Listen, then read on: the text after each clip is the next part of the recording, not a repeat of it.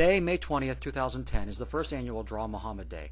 It may also wind up being the last annual Draw Mohammad Day, but who knows? For now, that doesn't matter. What matters is that this is a day set aside to stand up for free speech.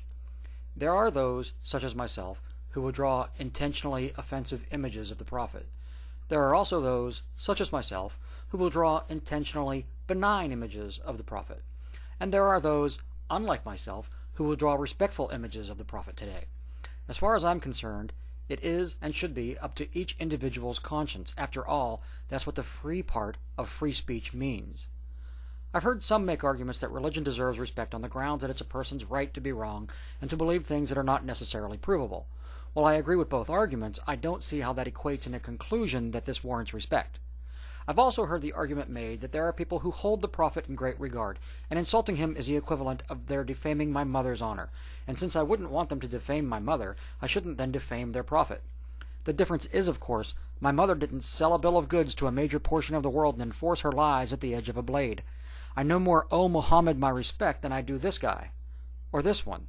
In fact, if my mother was Susan Smith, I'd argue that you were free to draw her in any way you chose, no matter how derogatory. Of course, if Smith was my mother, I'd be dead, but that's beside the point. So having established that I have no moral imperative to respect the Prophet, nor to respect the adherents of any baseless religious attitude, least of all Islam, we're left with one last argument against participating in Everybody Draw Mohammad Day.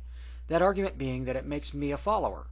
Well, okay, so it makes me a follower, so what? If it's a worthwhile cause, I have no problem being a follower. And in this case, it's all about solidarity.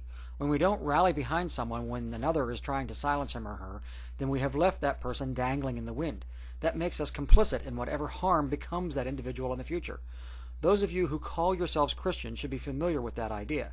But since I have no Christ to forgive my transgressions, I have to answer to that conscience that tells me to draw, and to draw loudly.